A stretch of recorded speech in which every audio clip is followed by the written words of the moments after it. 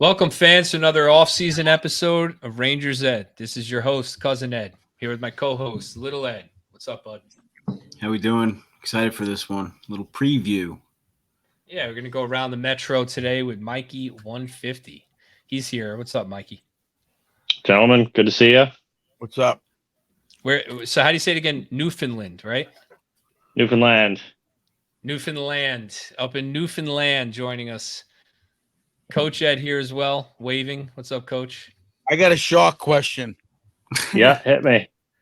I heard on the radio the other day there's like two orcas that were eating great white sharks' livers or something.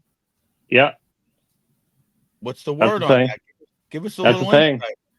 That's the thing. Yeah, they If eat the livers. It's they're the smart enough fattiest part of. Yeah, Go ahead. yeah. So where that happens in California, the sharks hunt like on top of the water, and the orcas have figured out if they swim up from deep, they can kind of stun the sharks. Because there's a physiological reaction where if they flip the shark over, it sort of goes into this like catatonic state. And once the orcas do that, they eat the liver. It's the fattiest part of the shark, so they just eat it right up. And sharks have really, really big livers. So all fish, this episode is just going to turn into a science lesson, but all fish have swim bladders. So they use air to regulate how deep they are in the water column. But sharks have a giant liver, and instead of using air, they use oil. So they secrete oil in and out of their liver, and that's how they regulate their depth in the water column. In the water column, excuse me. Wow. Yeah. Wow. Yeah. Yeah, it's neat. Well, I heard something that orcas were attacking people too. Is that true? Because I was always told they don't do that in the wild. Boats. No, I would be hesitant to say they were attacking people. Boats, perhaps, but doubtful I heard people. They don't do that in the wild, so No, very likely not. All right. So you guys didn't? Did you guys watch Shark Week on National Geographic? No. Bummer. On and off. Oh. Come on, some of it's lame now.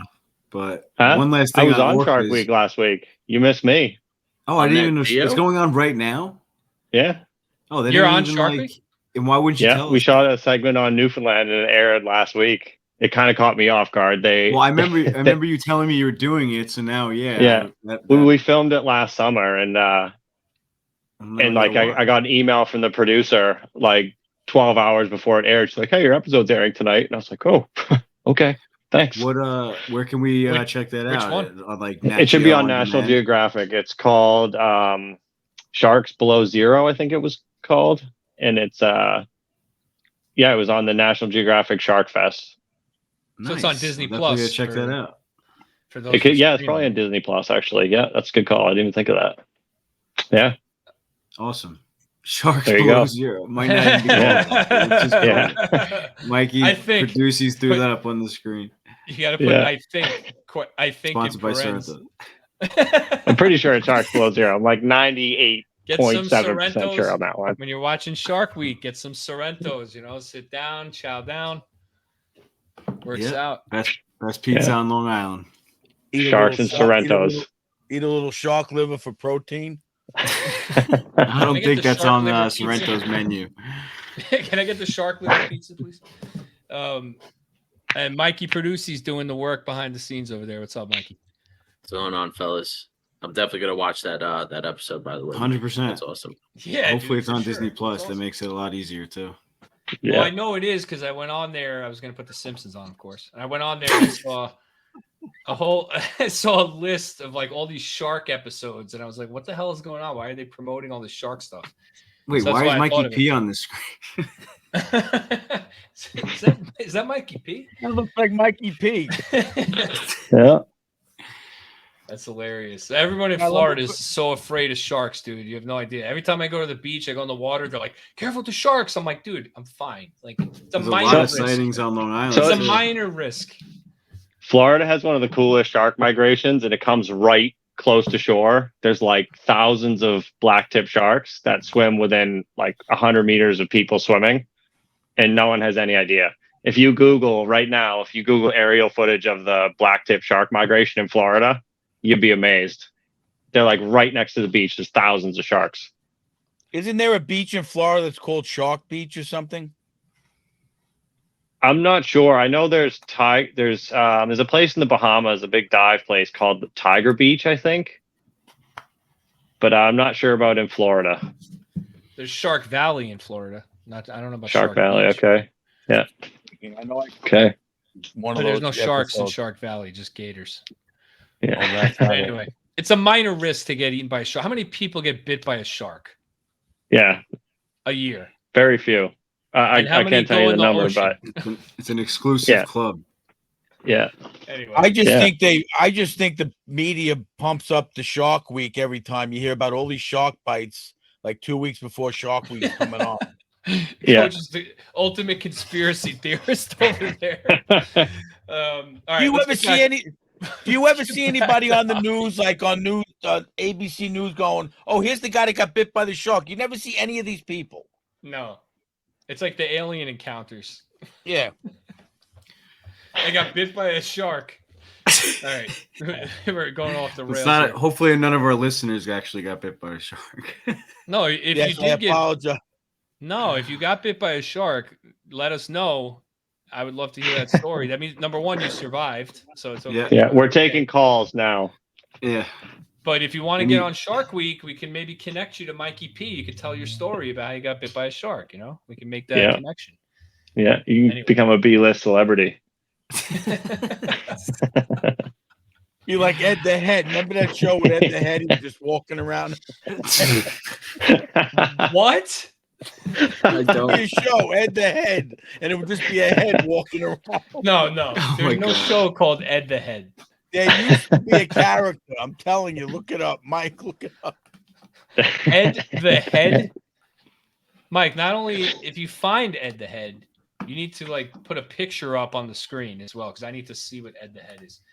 Anyway, Jesus, we are just way off the rails here. All right, today we're gonna go around the metro. Sorry, I Huh? started that, fellas.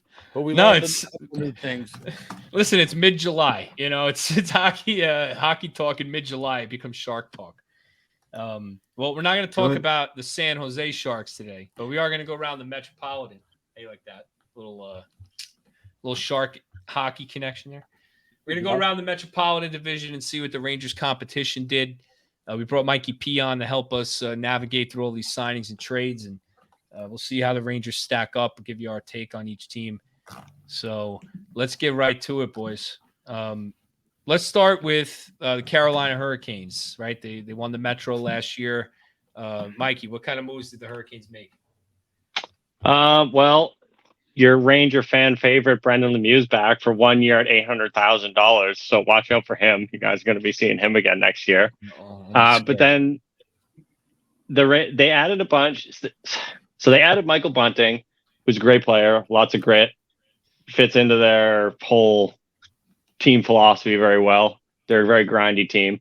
They signed Dmitry Orlov, same thing. He can score from the blue line. He's from what I saw on the Bruins last year, he can play. He's a bit gritty, but he's more of a finesse defenseman rather so much than a grinder.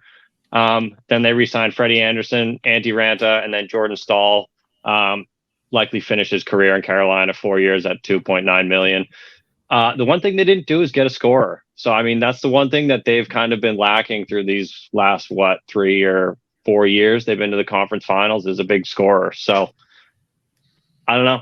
It's going to be interesting to see how they progress next year, just kind of recycling that same style of player through their lineup. They tried to get the score, but the Tarasenko deal fell through. So, I mean, that made me a little nervous because that was kind of the piece that they're missing or always missing. Yeah. So gladly that deal fell through, and hopefully it doesn't end up going there because that puts together a pretty decent team. And then the other one wasn't Orlov somewhat of an overpay? Yeah, 7.75. Is that what I had on here? 2 year 7.75. Yeah, 7.75. Not really, to be honest. For 2 years, you can afford to pay a guy like Orlov that, and the cap's going to go up.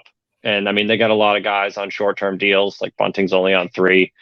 Both their goalies are 2 and 1 year. I mean, it might be an overpay in the short term, but at 2 years, I don't think you're really going to sweat it too much for the caliber of player that Orlov is. Yeah, I think it's an overpay, but I think, like Mikey said, the 2-year deal is why he got paid that number. If he took a 5-year deal, he wasn't getting 775. You know, I mean, that's the reality. So for him, I think he took the highest money he could short term, and then when the cap goes up, he'll look to cash out. He'll still be young enough. What'll be 33 or so at the time. They also re-signed Jesper Fast. Forgot about him. All right, he's a podcast favorite, so we can't forget Yesby. Yeah. Look, I mean, the Hurricanes, I agree with Eddie. Tarasenko would have been a disaster for us as Ranger fans going to Carolina. For the whole league, not just Ranger fans. Yeah, I still don't really know what happened there. I've been trying to read into it, why he didn't want to play there, but apparently he just doesn't want to be on that team. Not sure why, right? So he's still out there, unrestricted free agent. Big city Vladdy, that's why. Yeah. Well, he's running. He's running out of options. He might not want to be in Carolina. Yeah. Yeah. So he's running out of options. So we'll see where he goes. What did Quickie sign for? Jesper? Yeah. 2 years, $2.4 million. Nice. Per year. Now you're telling me Jordan Stahl, don't you think that's a bargain what they got him for? He's one of the top two-way centers in the league. I wouldn't say top 10, but he's one of the top. He's very relied on in Carolina. He's a great face-off man. He's fantastic at the dot too. I think that's a bargain for them. 2.9 for 4 years, absolutely. Yeah, I mean 2.9 is nothing. He's a third, fourth line center at this point in his career. He's 34. It's a 4-year deal. He's their captain, right? I think he's their captain. Yeah. So it makes sense. Yeah, I agree. He can play special teams too, though, PKs, which is right, helpful. Yeah, he can play in front of the net on the power play as well. So do we think they're done? Mike, I was reading something that Erik Karlsson is a target of Carolina's. What the hell do they need Erik Karlsson for? They have Orlov, Brent Burns.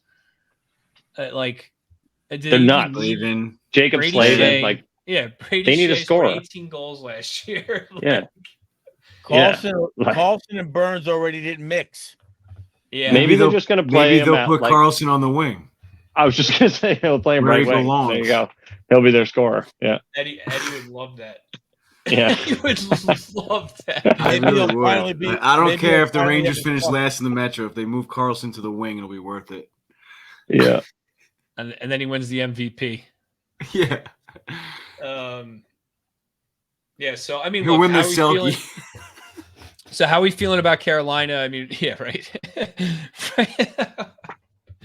Right now, with the moves that they made, I think they're as good as last year. I don't necessarily think they're better or worse. Yeah, I mean, you got to say Cup favorite coming out of the East for sure.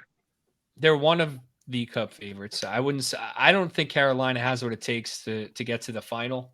I know a lot of news outlets are picking them already as the favorite out of the East, but they lack that. Who's going to score a goal and make a play when the game is tight? They don't have that player. If you're a Carolina fan, you're saying Svechnikov right now or Sebastian Aho. Well, I mean, and you can't. Those guys for a couple of years and they haven't done it. So it's not necessarily their fault, but it always seems like they're either banged up or tired or whatever. Like there's always an excuse with them. Yeah, I'm not. I agree, but I mean. Again, as a Carolina fan, you got to be thinking it's one of those two guys. So he'll be I mean, there's a lot of question marks. I think. I mean, I don't want to say I don't think they're the favorite out of the East, but obviously, I still think they're most likely going to win the Metro. And just like last year, I think they're just a very dominant regular season team. And then by the end of the season, it's almost like Brind'Amour style, kind of like burns them out.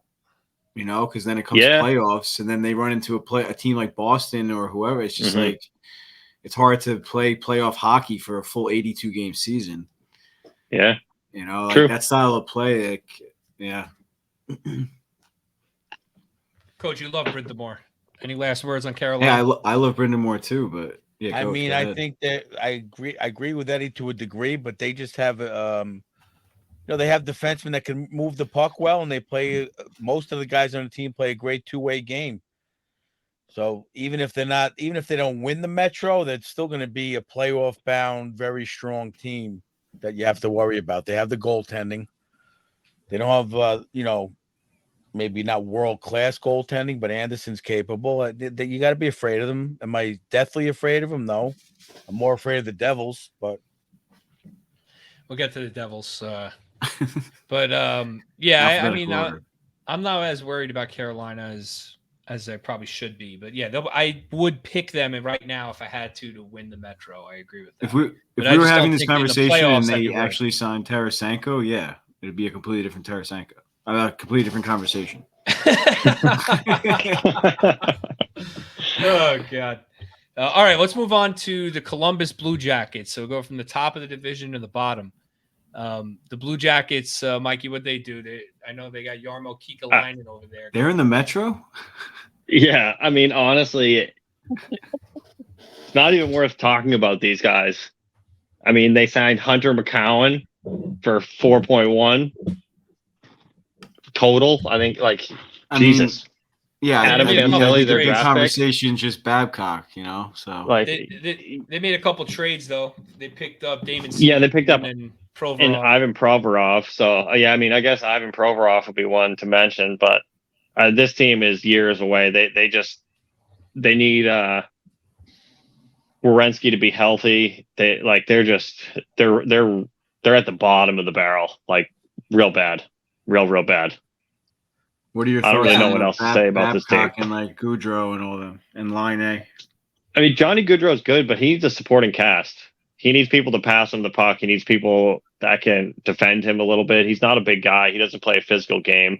I mean, if they're playing a team that's more physical than Columbus, he won't show up. I mean, he's a great player, but he kind of reminds me of like Phil Kessel. That kind of same vein. But I don't know. The team is they're just really bad. I think they might have a pretty good first line, though. If you put Fantilli with Line A and Gaudreau, they might score a lot of goals. So we'll see. I mean, and they got some bigger defensemen. Severson and Provorov are both big. So I think but like Line A's he's a total prima donna. Like he is. I can't stand him. I can't either. He really grinds my gears. I was going to say there's some people he can't play with, and he'll get mad at the coach, and then he'll get pissed off, and he won't play that. It's just, I don't know. I was going to say when you got to me, that's exactly it. He's a cancer on the team. Yeah, 100%. He didn't get along with guys in Winnipeg. It was always on the NHL Network, and it was always an issue. It was about him, and I can't see him getting along with Babcock. No, definitely not. That's a good point. That just boggles my mind, that whole decision. Yeah. I heard an interview with Babcock on NHL radio, and they asked him about Patrick Laine, and he said when he was coaching Toronto, Laine was on Winnipeg. It was his rookie year, and he scored a hat trick against Toronto and the game winner in overtime as part of that game. And Laine was going head to head with Austin Matthews. I guess they were like 1 and 2 in the draft, or 1 and 3 or something like that.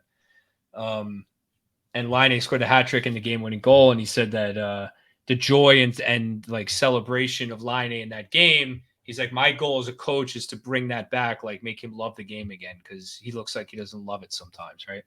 So I don't know. Maybe Babcock has changed. I mean, he doesn't have the reputation for really catering to that kind of stuff, but he also got kind of run out of the game with his bullying scandal with Mitch Marner. He had some time away from the game. He met with JD. And by the way, to tie this into the Rangers, he said that Rick Nash was a big reason that he got the job in Columbus, because Rick Nash is an advisor at Columbus. And Nash played for Babcock on Team Canada. So I thought that was interesting. You guys would like that interview. I think he's going to be a completely different coach based on that interview. I don't know if he's going to be successful or anything like that, but I think he might actually mesh with Laine in a different way. He might try to connect and use that as a challenge. He's a competitive guy. Not going to happen. Coach, if this was a Blue Jacket, it's a nice theory. It's a nice theory, but it's not going to happen. Coach just muted himself, answered a phone call, and still called out Cousin Ed all in the same breath. He didn't listen to anything I said. I He just heard knew what I was everything you talking about. said. He just knew what I was He's gonna talking take it about. as a challenge to make Line A what he used to be. It's not going to happen. What's If this the was a saying? Blue You can't Jackets keep- podcast, hold on. You If this was a can't- Blue yeah, well- Jackets podcast, Coach, you would call it the Coach Ed Doghouse Award, sponsored by Patrick Line because he'd be in it every single week, right? Possibly. I mean, I don't watch him that often, but he doesn't seem like my kind of player. No, he doesn't. He snipes. He's a sniper. You don't really like snipers, so. No, I like Rare. snipers, but I like them with a good attitude. You know, No, he is known to have a shitty Tarasenko. attitude. There's no question. Yeah. we'll be in a whole other Tarasenko if that happens. Oh, jeez. So, yeah, Columbus, I'm not too worried about them. I think they might improve a little bit because they were pretty bad last year, but I don't think they're in playoff contention. who are they going to move ahead of? What's that? They're not going to move up in the standings. Who are they going to move ahead of? Did Philly. they finish below or You think above so? Philly last year? I don't know. Who, Philly's- Mike. I think Mikey they'll produces- definitely finish above Philly. I mean, Yeah. if Philly finishes anywhere except the bottom, they're doing it wrong. You know what I mean? So Produces, who finished in last in the Metro last year? Was it Columbus or Philly? I think it was Columbus. Columbus. Definitely Columbus. So, yeah, they'll because pass. Philly had the good run at the end of the season too with Torts. Maybe I mean depends what happens with Washington too. I mean they could tank this year pretty bad if they get injuries and who knows. They don't have a lot of depth. We'll see. Columbus is We'll not a get to playoff them. team. I think we all agree. Let's go to the crosstown hated New Jersey Devils, who eliminated the Rangers in round 1. Mikey P, what'd they do this offseason? Called that, by the way, in the bracket challenge. Just want everyone to. I knew that was you. I note knew that. that was you. I told you guys he took the. Hey, Devils. Mike, you know what you didn't call? You know what you didn't Hey. call? I already have a response for this, but go ahead. What didn't you call? What didn't you call, Mike? No, I want to hear you say it, Coach. The Panthers upsetting the Bruins. Yeah, do you know why? Because the rules were I had to pick the Bruins and you had to pick the Rangers. You would have picked the Rangers. Okay, so I followed the fucking rules. No shot you would have picked the You would have Panthers. picked the No shot. Bruins. Stop. You don't know that. You know it for a We'll fact. never know. You don't know that. Everybody took the Bruins. In fairness to Mike. So what happened? What happened in Devils Land this offseason? They re-signed Nathan Bastian, 2 at 1.35. They got Timo Meyer for 8 years at 8.8.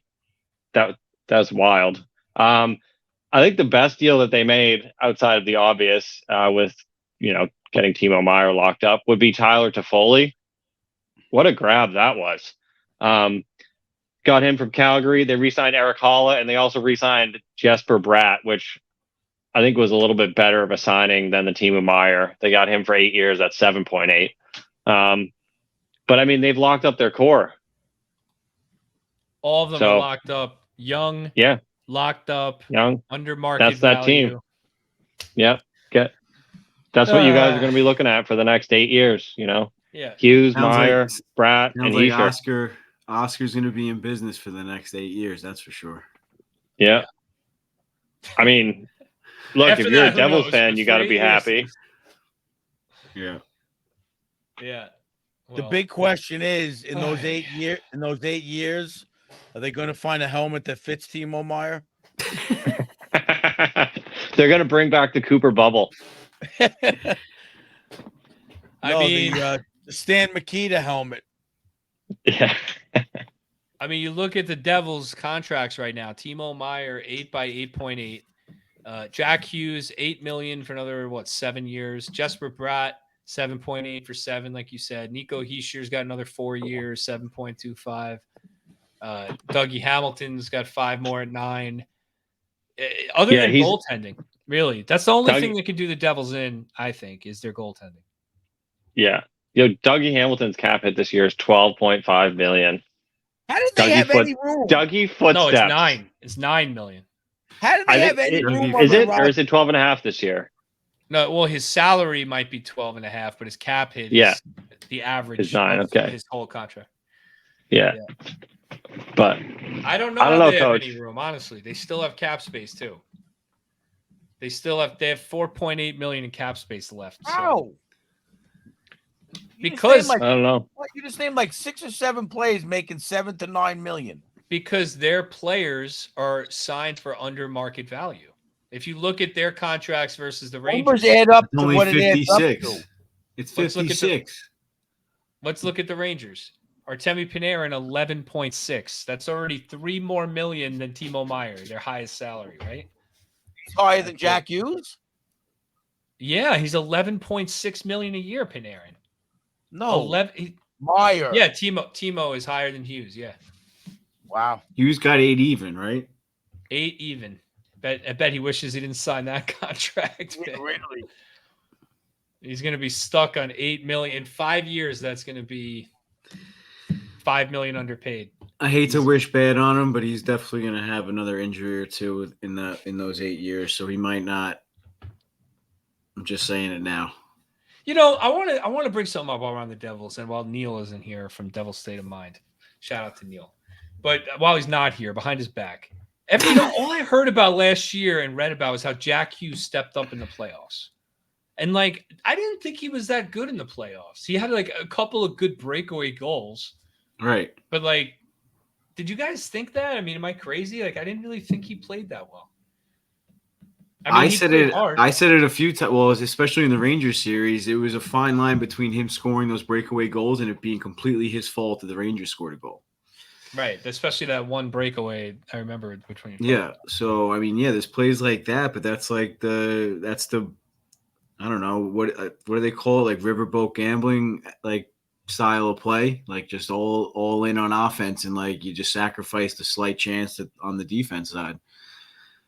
I So the agree. exact that's what I've been opposite of saying. the New York Islanders.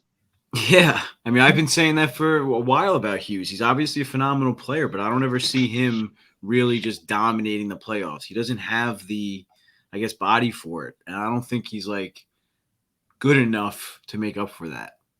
Mike, what's your opinion he's on pretty that? good. He's pretty good, but like he's just too small. It's just I don't know. What's your opinion on it from someone who's not really a rival with the Devils? See how he matures.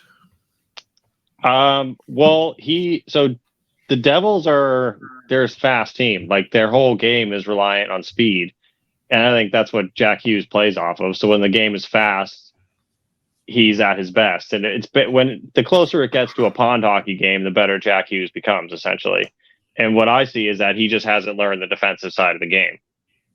I mean, you see that with all the young guys. They can, they get on the offensive half of the red line and they're fantastic. But when it comes time to play defense or kill penalties, they can't tell their ass from their elbow. So I think that's kind of where Jack Hughes is at in his career. And I think that's when you see teams move from the second round of the playoffs to the conference finals in the cup, when their young guys make that transition from young and offensive to being a complete player. So, I mean, he's only been in the playoffs, twice?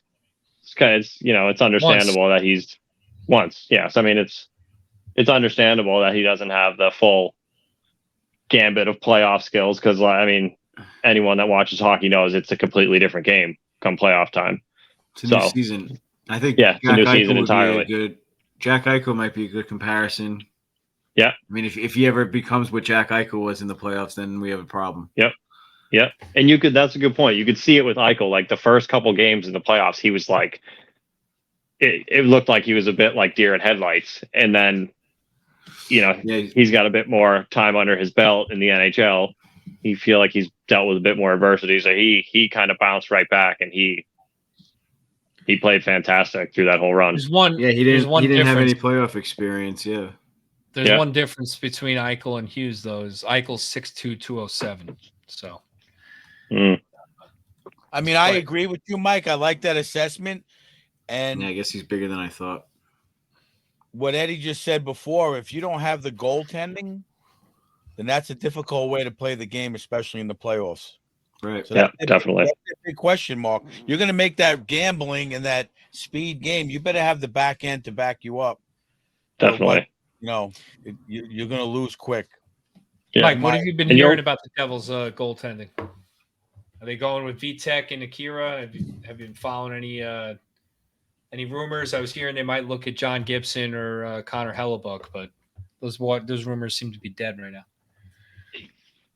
Yeah, I don't know what's happening with Gibson. That's a really sticky situation in Anaheim with them, with him getting on Frank Saravalli for reporting now that he said that he wanted to be out. He played his last game in Anaheim. That's a bit weird. So I don't really know what's going on with Gibson, but I imagine they're just going to stick with the more cost-effective options in Akira and Vanacek. Because, I mean, they might have a few guys for under market value, but if you signed a lot of guys under market value, you're still getting up there on the salary cap. So I think they're gonna stick with what they got. You think that Akira is the real deal, or you think it was just a flash in the pan in the playoffs?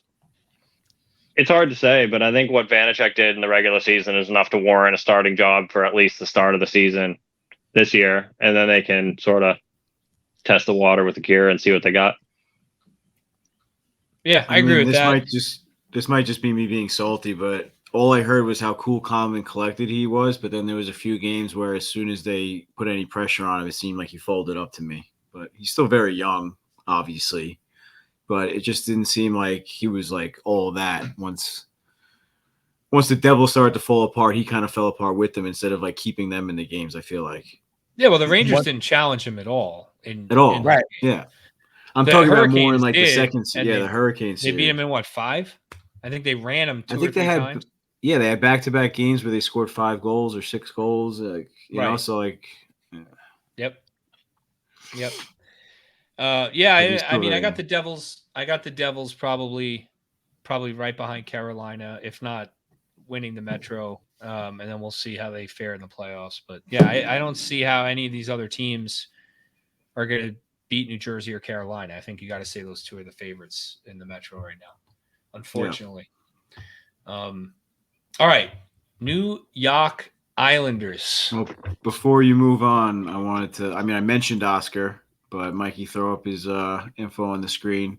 Oscar's going to be a very busy man with all the Devils signings and hopefully the Rangers and Wheeler and Jonathan Quick. So shout out to Oscar at Pro Stitch Hockey for making the best jerseys and handmade, professional, on ice style, whatever you want to call it, jerseys out there. So, and for being very generous, he's donating his time, I should say, and stitching. He's embroidering our towels for the golf outing. So thank you very much, Oscar.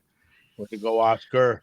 Wow, that's really nice. That's awesome. So yeah, definitely make sure you guys harass Oscar if you're a Devils fan or an Islanders fan. I know Oscar's a huge Ranger fan, right? So he's got to love making those Devils jerseys, I'm sure. I might actually order a couple just to. I think Oscar likes money, so I think that's true. We all don't we all? I've made an Islanders cornhole set or two, and it is what it is. Charge double for those. Yeah, there you go. All right, New York Islanders. What the hell is Lou doing? I think he made some good moves. What are you talking about when you say that? Years, term. For who? Sorokin? No, that's fine. Engvall, Mayfield, Varlamov. 7 years, 4 years. I mean, Engvall's a third liner. You give him 7 years. Mayfield is a third pairing defenseman. You gave him 7 years. I'm not really sure why. Well, let's the thought with Engvall is that he's a good player. That was a weird deal when Toronto gave him up. And I don't know. I don't mind the Engvall one. I think that one might pan out well in the long run for them. I think he could be a second line player. But I think the Ilya Sorokin signing was one of the best signings in the whole offseason thus far. I mean, that's what I think he's the best goalie in the league right now, and they got him for way under market value. Then why sign Varlamov? Would you pass up on Varlamov 8 for 8.25 per? You mean Sorokin? or Sorokin, sorry. Why sign for Varlamov? If I asked you. I, If you I have meant Sorokin. Well, if you I mean, he's a saying pretty if you give serviceable Sorokin backup. What Yeah, they but it's signed? What they signed Varlamov for? 2.75. 4 years, 2.75 per. That's not horrible, I guess. I That's a think lot that's a for a great backup. deal. Yeah, That's but a I mean, lot it for a goes a long backup. way. It goes a long way to go from playing, 60 games, 65 games a year to, 50, 55. I don't know. I feel like that goes a long way for the playoffs. And I mean, did the Islanders not look real tired in the playoffs last year? Well, I mean, the Islanders? Yeah. Talking Did they about meet? Sorokin and Varlamov here. Yeah, they got Islanders made the washed by playoffs last year? Carolina in the first round. Oh yeah, shit, jeez. For some reason, my brain was like, the Islanders missed the playoffs last year. You're right. All three Yeah. of us, Yeah. Devils, Rangers, and Islanders made it. That's right. Okay. Yeah. Yeah, I Yeah, mean, the no, Islanders suck. they got So I don't washed. know. I think I It's hard just for me to I remember. like the idea of having a serviceable backup that can play, 25, maybe even 30 games. There had to be. Mike. So The Islanders are paying $11 million at the goaltending position this season. yeah. Is there any other team in the league that has invested $11 million other than Florida because they paid Bobrovsky 10? I doubt it. I'm just listen. I'm just preempting for when the Bruins do this with Swayman and Allmark, because they're going to need to pay Swayman, so they're going to be close around that for at least a year. So I'm really put one in for the Islanders right now, so that when the Bruins do it, I got something to fall back on. You have case precedent. I understand. Yeah. But you don't Yeah. have to say everything the Bruins do is good. You can say But it that, is. like, they should. It is Allocating $11 million of your salary cap to the goaltending position is just not smart, in my opinion. I understand Varlamov is a good backup. He's a great backup. Yeah. I I think they're playing the salary cap. I think Lou's kind of betting on the salary cap going up and being able to squeeze some more guys in that way. I'll tell you. But I also think, how old is Lou? yeah, 480. Okay. So by the time Scott Mayfield's contract expires, Lou will be 487. And no longer a general manager. What does he care about a 7-year He's contract? 80. How many more years? He's 80. How many more years is he going to be the GM? He wants to win right now. He doesn't care about 7 years from now when the next young GM is trying to figure out how to get rid of those contracts. That's the reality. I mean, that's what I think he's doing. If you look at the Islanders, how many long-term deals do they have signed right now? Too many. Too many into average players, who's their star? Again, who's their star? I mean, do we? Bo Horvat. Is he a star? Matthew Barzal. I think. Well, I think they're really hoping that they can develop some chemistry, because Barzal got hurt right after Horvat came over, and they played a few games together and they look great. But I think they're looking to develop a first line and really get their nucleus. Barzal can play on the wing. Does Barzal not play on the wing? He does. Has he not been playing on the wing? Oh, I thought he'd been playing on the wing with Lee and anyway. He plays wing too. I think he's probably listed as a center / wing. Does it really matter? He's all over the ice anyway. So right, exactly. But yeah, I think the thought is that they could develop some chemistry at least, because they were playing for a bit together. Anyway, yeah, I don't know. Doesn't seem like their team dynamic is going to change much. Seems like you have them high on your list, though. You actually like their squad going into the season. Look, any squad with Ilya Sorokin and net is probably going to be pretty good. He's a really good goaltender. And I like, as much as they are a pain in the ass to watch and their style of hockey sucks, they are a decent team. I mean, they win games by suffocating other teams. And I think Bo Horvat adds a little bit of offense, which they sorely lack. And I mean, I think that, I think they can, like, you might not like the Scott Mayfield signing, but he's a very defensive guy, and that's what Lou likes in defensemen. He likes guys that can turtle in the defensive zone and smash the puck off the boards, get it out, and hopefully score a goal in transition and win a game 1-0 or 2-1. Can we let Coach Ed talk now? Hit Sorry. me, Coach. I just can't even watch that team play. I just don't see anybody. I agree. First of all, you But- look at the coach Lane Lambert with that hair slicked back. He reminds me of the Giants coach. What was his name? McAdoo. Remember, he just stood there with that look on his face. I'm like, is he doing anything? I don't know. It's just I don't know. Keep going. I just can't.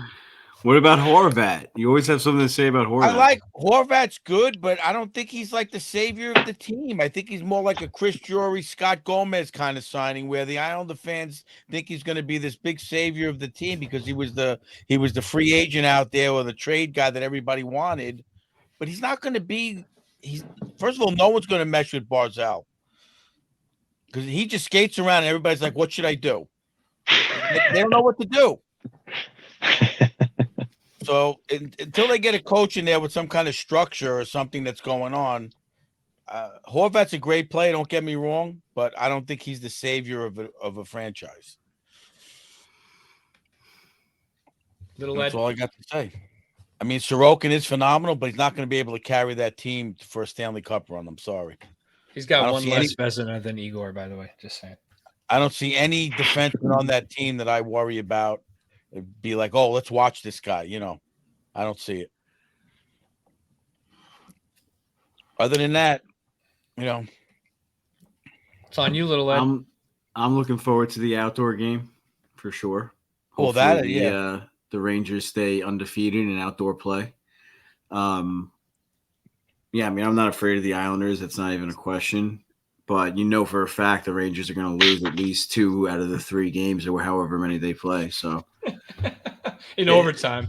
In overtime, or it's either a blowout with the Islanders. It's going to be like 4-1 Islanders or 5-1 Islanders or something stupid, or it's going to be tight overtime games that just make us want to kill ourselves. So, but the outdoor game will be fun. We have some content lined up with Hockey Night in New York, and hopefully everyone will be out and come out and have some fun with us.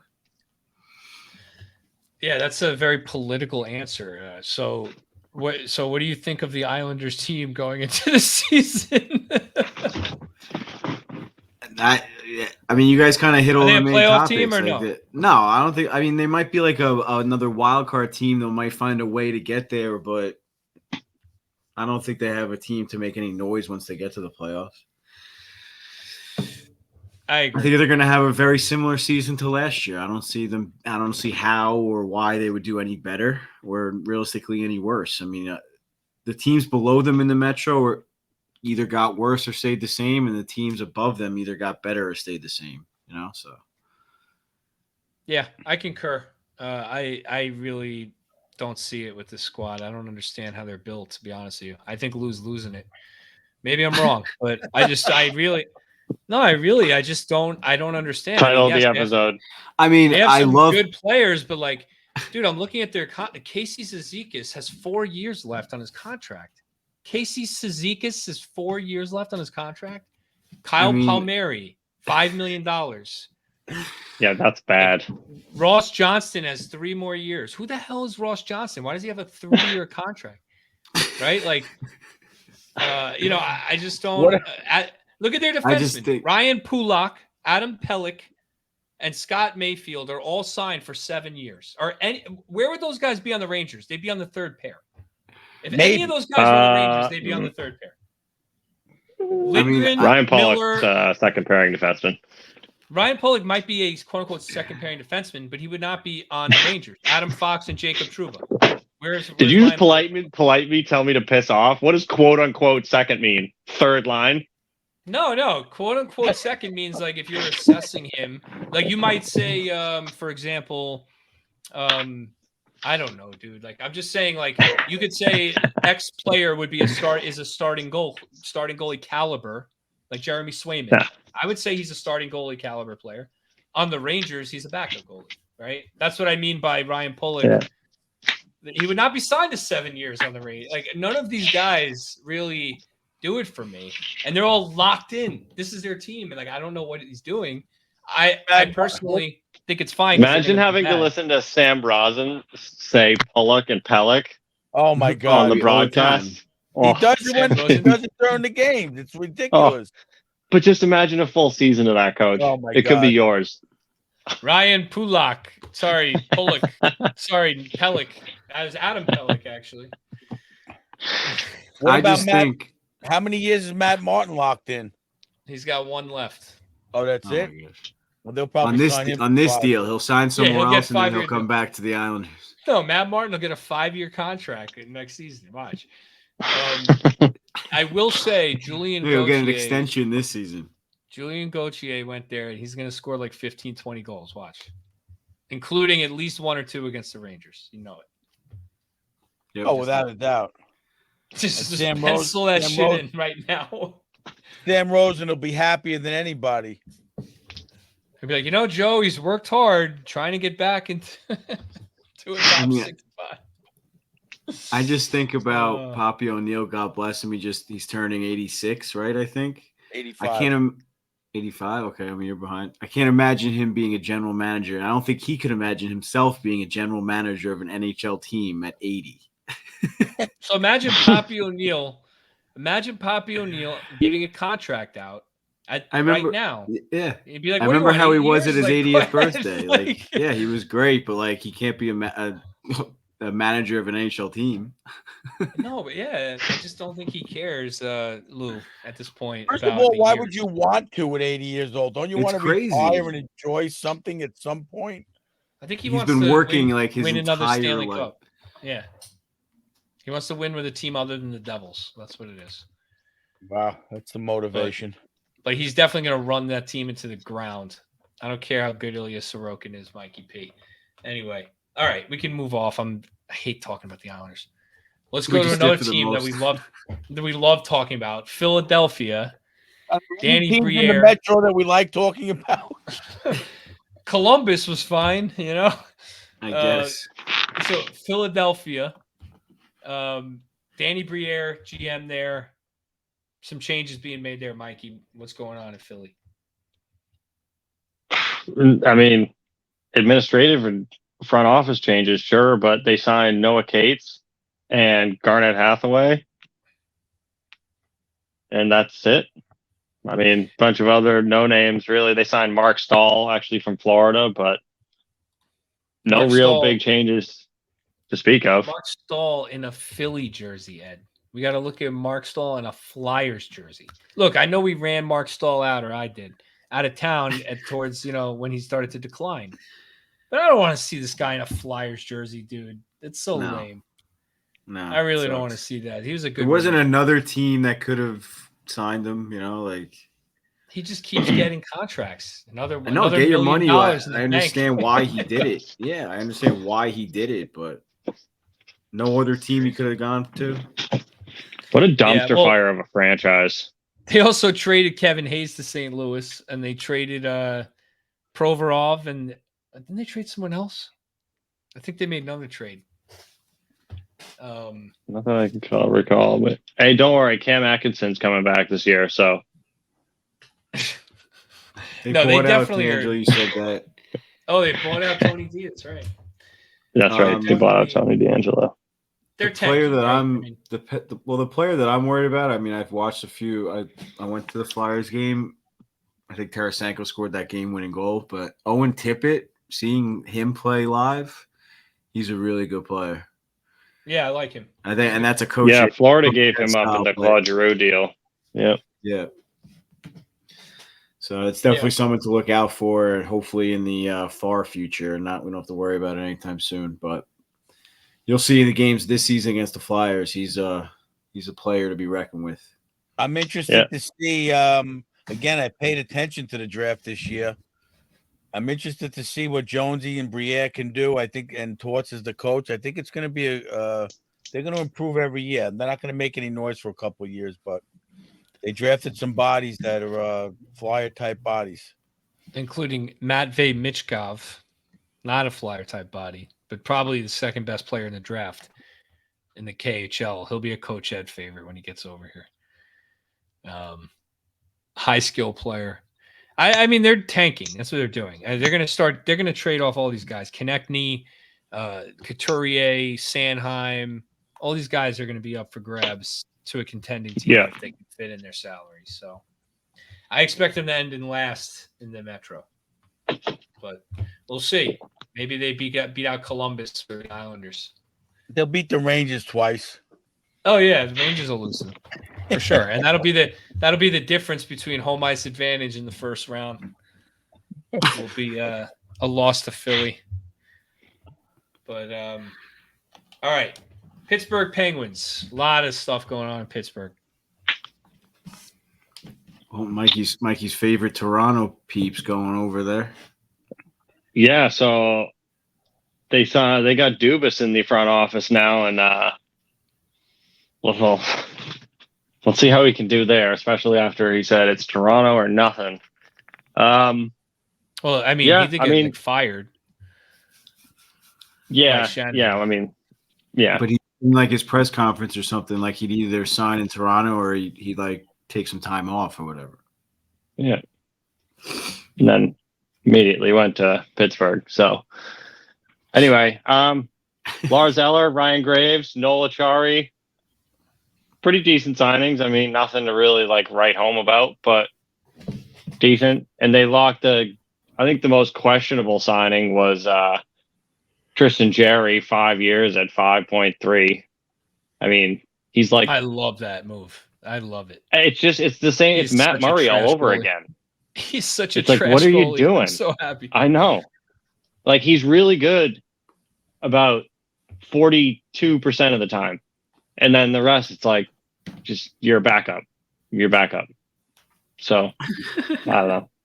I just remember that Game 7 where he was out and the Rangers were smoking Louis Domingue. And then they brought Tristan Jarry back, and they were like, "Oh, the Penguins got Jarry back," and we still beat him. See ya. Yeah, he's just not. He doesn't scare me at all. I think their best move was picking up Riley Smith from Vegas, though. I thought that was a good little move. They're gonna look. I heard Erik Karlsson might go to Pittsburgh again. They already have Chris Letang or Christopher Letang. The hell are they gonna do with Erik Karlsson?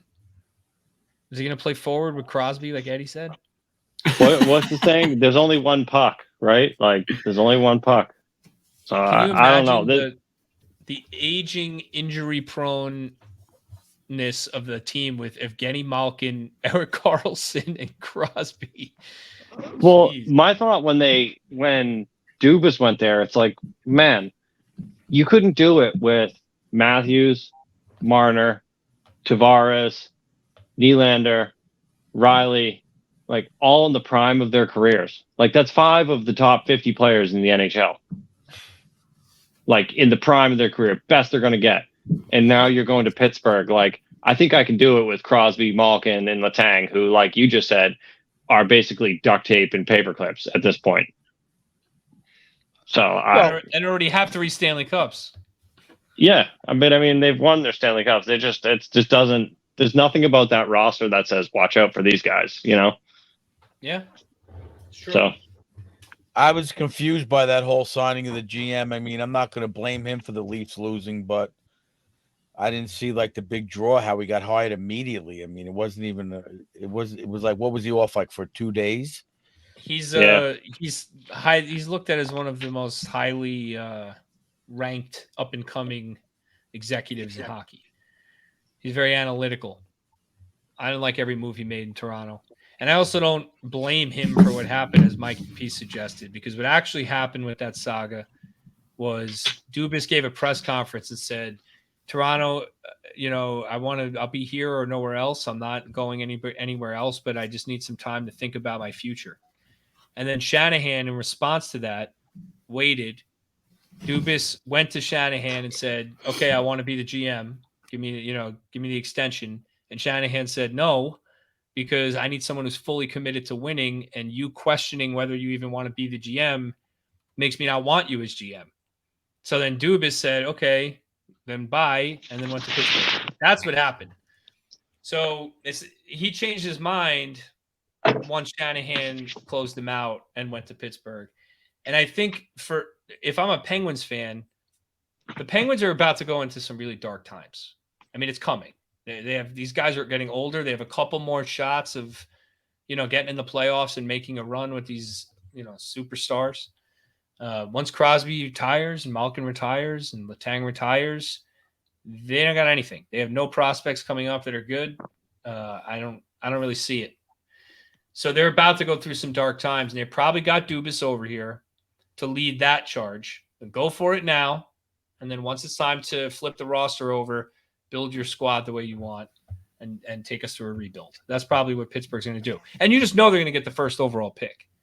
You know that's what's going to happen. The first year they're bad, they're going to get the first overall pick in the draft. Yep. That's what happened with Mario Lemieux. That's what happened with Sidney Crosby, right? So, I don't know. I think Pittsburgh's a bubble team again. I don't know about you guys, but I think they'll be in it. You know, with those players, they'll be right there pushing for a playoff spot if they stay healthy. It's hit and miss with them. You can't Until discount. Yeah, until Sidney Crosby's gone and retired, you can't discount him. Malkin too. I mean, I hate to say it, but Chris Letang is just like I mean, even if he's not performing well, like he's kind of just like the heart and soul of the defense and like just part of their leadership. So like guys like him, it's just like, you know, like they just never go away. They never go away. The guy's had like 3 strokes and he's still able to play like 37 minutes a game. Yeah, I was like, going to say, like, has there ever been a player? I was just about to Google this. Has there ever been a player who's gone through more like intense health issues in their career? Like he had a couple strokes, right? I think literally 2 or 3 strokes. I think definitely 2, maybe 3. You had some guys with cancer. I don't know if it was an Cancer, actual yeah. stroke. It was a stroke-like injury. I don't know if it was a stroke though. I don't remember, but it was crazy. Yeah, so he had the strokes, and then in 2017 he had a neck injury that required him to be in a neck brace, and he was immobile after having surgery. I can't even get out of bed now. Imagine going through that. I mean, this guy is not going to be able to walk. And he's still playing like 30 minutes a game. That's crazy. I know he plays like, and he's like not out of breath at all on the bench. Like, remember that Ranger game? It was triple overtime. He played like 45 minutes or something. Yeah, he didn't come off the ice. Very frustrating. But anyway, yeah, I think Pittsburgh will be right there. It kind of in that Islanders category, you know, like pushing for that 8th, 7th, 8th spot. They'll be around that area. I don't really see a Devils like surprise in the Metro this year. Like the Devils last year were a pretty big surprise. I think you're pretty much set with Carolina, New Jersey, and the Rangers. I guess if I had to pick one, I would say the Islanders could maybe squeeze into that 3rd spot. And that's only if Sorokin is like ridiculously out of this world. Maybe. But our last Metro team is the Washington Capitals. Alex Ovechkin chasing Wayne Gretzky's goal record. What's going on in Washington? Oh boy, hold on. I got to flick down to Washington here. Yeah, another team that is just kind of in the same vein as Pittsburgh. I mean, Martin Verhavy, I can't say his name. Everyone who watches hockey knows what I'm talking about. They also signed Max Pacioretty for 1 year and Joel Edmondson. I mean, not really much to say, just like kind of treading water. Yeah, I mean, they missed the playoffs last year, right? So are they going to be back in, or what do you think?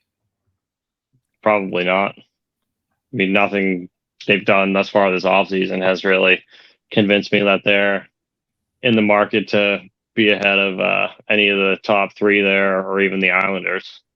So not really much. Don't feel bad, by the way, about mispronouncing that kid's name, because I just Googled how to pronounce it. Fervari. There's a whole article about how all the development camp players didn't even know how to say his name when he played there at development camp with them. And one of the players said, "We just call him Martin." Yeah. So there you go. Yeah, it's a doozy for sure. What is his name? Martin Fervari. I think that's how you say it. Fervary, coach. Fehervary. But anyway, I gotta know how to say this guy's name. It's driving me crazy. Getting back to the Flyers, is Carter Hart still the goalie? Weren't they rumors they were getting rid of him? He is the goalie. There were rumors. Nothing ever happened with that. Well, who knows? We'll see what the Flyers are going to do. But sorry, I got distracted. I was looking up how to say this guy's name, and I can't figure it out. Yeah, Washington is a no for me. So, yeah, I mean, I think you're looking at maybe as little as even 3 playoff teams in this division. I don't really like the 4th, 5th spots. I think Pittsburgh, the Islanders, I could see both those teams missing the playoffs with how strong the Atlantic is this year. I think the Atlantic looks really good. Mike, we'll give you a couple minutes to talk about your Bruins if you want. All right, go ahead. What did your Bruins do? It's the jury is still out until Patrice Bergeron makes up his mind. Is there any word on that yet? No, nothing. Just radio silence. It's kind of just like crazy that he would even do that to the team, though, right? I mean, you think he'd want to decide pretty soon. You got to think they've already decided it, and they're just not announcing it. Seeing how everything else shakes out. There's after his entire career, all he's done and been with the Bruins, there's no way he would handcuff him like that. He's such an important and impactful player that, like, you can't wait until the last minute to let them know if you're going to sign, because, like, he's the type of guy you build a team around, So you got to think they have this figured out, and Sweeney and Neely know something that they haven't let on yet. So until that's released, the jury is still entirely out. If he doesn't resign, this has been like the worst offseason ever. It's like the Bruins are going to be like comically bad. Well, you traded Taylor Hall. You have to get rid of him. What do you think? Great trade. $6 million off the books. That's great. If he does resign, the Bruins, they'll probably be like a first round out in the playoffs. Maybe a second round. I don't know. I don't really have much hope for them at this juncture, but why? Who'd they lose? Taylor Hall? Why are you so down? Bertuzzi, Taylor Hall, Krejci's probably gonna. Bertuzzi came at the end of the season at the trade deadline. They were already well into 10 losses for the whole season when they got him. I thought they were trying to get rid of, or not trying to get rid of, or shopping Taylor Hall to make room for Bertuzzi to sign. I thought that's what they were doing as well. And I wanted to re-sign him real bad. He was so nice with David Pastrnak. But no, the reason that it's rugged right now on the Bruins front is we don't have a first and second line center. Well, who? But full stop. We don't have a first and second line center. Patrice Bergeron and David Krejci. They both don't know if they're retiring. Krejci left too? Yeah, they didn't. Well, they were both on 1-year deals. So unrestricted. Yeah, so if they don't re-sign, then we're looking at Pavel Zacha and Charlie Coyle as our 1-2. So, with that in mind, that. Well, you still got Charlie McAvoy, the most overrated defenseman in the league. So don't worry about that. I never called. Toronto getting Bertuzzi is a big deal, though. I think that was a good move for them. But we'll see. It's a tough market to play in. Yeah, we'll talk about the rest of the East a little closer to the season, but I really think that division is tough. I mean, Buffalo is good. Detroit got better. Ottawa's sneaky good. Yeah, Ottawa's sneaky good. Obviously, you got Toronto and Tampa. They're always hard to play against, and Boston. Yeah, Tampa's on the slow roll downhill, unfortunately for them. Florida. I think. And Florida, too. Yeah, I didn't even Florida. I just got the Stanley Cup final, right? I mean, Florida's going to be a non-factor for the first couple months of the season, though, with all their injuries. You're not going to see them, until December. You'll see them in April when Matty Tkachuk shows up. Look, exactly. Yeah, two things I want to say is, first of all, I discounted the Bruins last year, and look what they did. I'm not saying nothing. I won't be surprised at all if they do well. Second, Florida was in all kinds of trouble all season long, and then they went on a run. The goalie got really hot. They didn't even know if he was going to be the starting goalie in the playoffs. Things just came together. I'm not really going to say that Florida is going to be up there in the standings. I'm sorry. No, you could be right. I'm just saying there's so much competition in that division that I don't know if more than 3 teams, which is required, are going to come out of the Metro this year. I think you're going to possibly see 5 Atlantic teams. I don't know If which Florida ones. I mean, lost- they're all getting better, so it's hard. Florida lost that defenseman Gudis or whatever. Yeah, but they signed Oliver Ekman-Larsson. They picked up Nico Mikkola. They made some sneaky little moves, Florida. No, we'll see. We'll talk about it when we get closer to the season. We'll see what else happens. I think there's still going to be some movement around the league. There's still a lot of unrestricted free agents that are pretty good. I mean, there's a weak free agent class generally. You got Matt Dumba, Jonathan Taze, Patrick Kane, Tarasenko. D'Angelo's a free agent now because he got bought out. By the way, trivia question, Coach Ed, who's the only player in NHL history to be bought out twice? I couldn't even hazard a guess. Little Ed, do you know? Isn't it Tony DeAngelo? It's Tony DeAngelo. Yeah, I was going to say the Rangers bought him out, right? It's not a trick question. Yeah. Tony DeAngelo, the only one to ever be bought out twice. Good for him. Let's see where he signs or if he signs. But what happened with that trade, Mikey, before we end? There was the Carolina Philly deal for D'Angelo, and then the NHL just like shut it down, and they were like, no, because of the collusion or something. There's something in the CBA where you're not allowed to be traded back to the same team you were traded from within 12 months because it's considered it's in some way dodging the salary cap.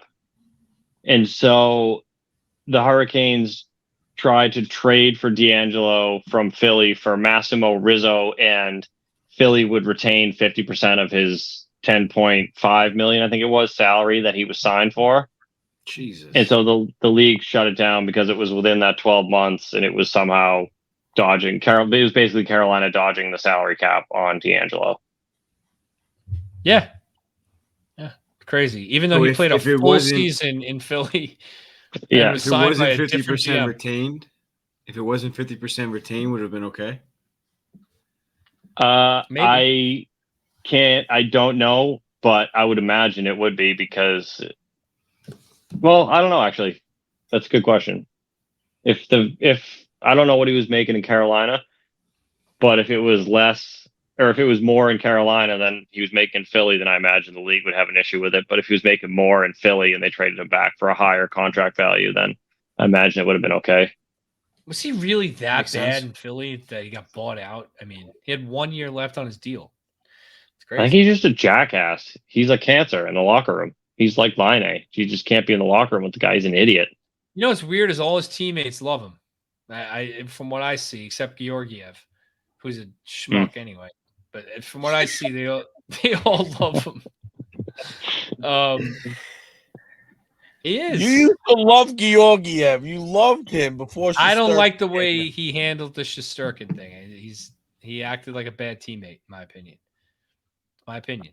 All right, go ahead. We don't have to redo it, Coach. But I'm just All right. saying, D'Angelo, like, the guy's got so much talent. I just can't believe Philly wouldn't at least just hang on to him for this year. Who are they playing on defense? Who's on there? I'm looking at their defense. Rasmus Ristolainen. The worst signing. When they signed him, I told who's your friend who came on last year for the Flyers rivalry tour, Ed? Ben. And we talked about Rasmus Ristolainen. And he was like, oh, I think he's going to read that. They traded a first-round pick for Rasmus Ristolainen and then gave him $5 million a year for how many more years? And I said, that was a terrible move. Bam. Just want to say, Ben. Can't wait to do the Flyers rivalry tour this year. Ben wasn't happy with it. I don't think Who's the one that was happy with it? It was Ben and James, so I don't know. I'd have to listen back. I mean, 2 years ago or 2 or 3 years ago, my buddy Thomas Lindbergh was on, our captain in college, but he wasn't on last year. I got to go back. Looking forward to wrangling all of our guests this year. Yeah, for sure. We're going to have to bring everybody back for the rivalry tour. So there's a little preview of that. And we'll see what else happens, during the off season. But Mikey, stay safe with those Sharks, dude. Please. What's the name of that episode again? Shark Zero or something? Sharks Below Zero. Or, yeah, Sharks Below Zero. Jaws Below Can Zero. someone look it up? I'm just glad. I'm just glad. You were on the show. You were on the show. You don't know I'm what just it glad was? that we have proof that Mikey Produces didn't fall asleep during the episode. It says Shark. 'Cause Watch he- Shark Below on Zero that. As soon as I online. mentioned the show, he put it up there. Shark Below Zero. I'm gonna watch it tonight for sure. Yeah, I think I might watch it. Are you actually on it, or are you just like? Yeah, I am. Watch it. Watch the episode. It says Sharks Below Zero. Shark you Below wearing a- Zero. Are you wearing a Bruins jersey or t-shirt? No, he's wearing a Rangers Ed bikini. Yeah. A speedo. A little speedo? If you you ever click see on the Sharknado? IMDb, yeah, that's a great movie. It is World class. World class. World What class. movie? Shark Below Zero. Sharknado. It's a Sharknado, coach. You gotta watch. All right, so if Sharknado you go to the if you haven't seen it. IMDb, what were you gonna say? I don't know. I'm curious. I bet you I'm It says I'm listed in the Greg- credits Greg- on there. Experts Greg Scomo, Heather Bowlby, Megan Winton, and Warren Joyce. Look into Oh what yeah. motivates Those are white- yeah. So, yep. Hmm. You gotta create Anyway, an yeah. IMDb page and throw it up there. Yeah. No kidding. Hey. But yeah. Watch the episode. Definitely gonna check that out for sure. Yeah. It's good stuff. You can learn a lot too. Lots of interesting information in there. I like that Yeah. little info, Mike. I'm glad we had you on to clarify. Well, everyone- that. Yeah. Everyone Are they has gonna some come out? homework. Are they going to come out Yeah. with shark liver pills now? You can definitely get. Actually, I don't know if you can buy shark liver oil. It's the shark trade has been increasingly regulated in the last decade or so. So I'm not You sure. can't buy it here. No way. No, you can definitely buy it in Asia, Yeah. but Well, in Asia, Not they're here. still whaling, and they just go out with harpoons still and just take down whales. They don't care at all over there. Seriously. yeah. Look it up. Anyway, They're out there looking for Moby Dick still. yep. What are you going to want to save the whales, Raft?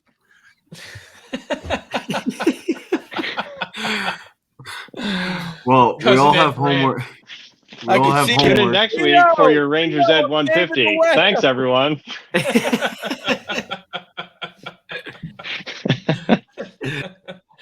Oh man! man. All right, we're off the rails again. Thanks to our sponsors again. Like we said, Oscar and Sorrento's. Also, check out Suitor Sweet Treats. Check them out on Instagram at Suitor Sweet Treats and on their website, suitorsweettreats.net. Get some shark cookies while you watch Shark Week, whatever you're into. She can do all types of stuff. She did that under the sea thing for you, right? Yep. Also, Bella Italian Marble. Check them out in Oceanside for all your granite needs. Is it just granite, Coach, or what other kind of marble is it? Because marble and granite, they're different, right? Quartz. Marble, granite, quartz. Yeah, any countertop product you're looking for, custom cut. And bathrooms, right? Yes. Bathrooms too, huh? Oh, that's good. Good to know. Yeah. Good to Indoor, know. outdoor. And order your Shank It Golf. Use promo code EDPOD23, especially if you're going to the annual Armo golf tournament, which Yeah. you're doing next weekend, right? Yep, and all proceeds are going to the Live for Evan Foundation, which supports pediatric cardiac disease, heart disease. So yeah, any kind of donations. I've been getting a few actually. We have one person that donated a nice chunk of change, $500. So they will be joining us next season for an episode. So shout out to Jeff. He actually joined us where I played hockey with him last night. I filled in for their team. And I met him, and he made a very, very generous donation. So I can't thank him enough for that. Highest donation we've ever received, and hopefully it's going to set a precedent for more. So, like I said, any donation, though small or large, is more than welcome. And if you want to play some golf and have some fun with me and Coach Ed and Mikey Produces, you're more than welcome to come. Yeah. Yeah, for sure. Make sure you guys donate, get involved. It's a good cause.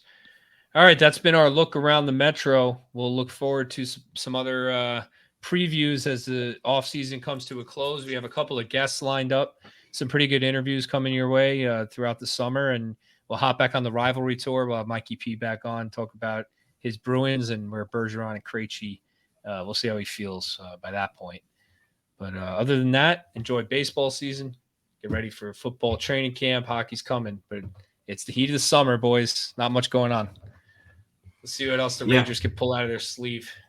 What I was trying to say before is everyone has homework to watch Mikey's episode, and then when we do our season preview episode, we'll talk about it. Shark below zero or sharks below zero? Shark. There you go. Wait, Mike, Shark below zero. Mike, you're only swimming with one shark? Just one. Come on, how the minor league. Come on up, coach. I'll ask him to bring a friend next year. Yeah, I don't want to go in the water knowing they're in there, so you won't have me up there. Don't worry. Yeah, it's about a shark attack in Canada, so it looks interesting. But all right, boys. Until next week. Thanks for joining us. All right, boys. Mike, Good, Mike, congratulations on the engagement. Oh yeah, thanks, buddy. Appreciate it. Yes, congrats to Thanks, Mikey boys. 150 and Christina 150 up there north of the wall. Yeah, we'll have a Mrs. 150. And this is 150. Yep. Yeah. Awesome. Yeah. So anyway, right on. Enjoy, all right, guys. Everyone have a good night. All right, guys. Later.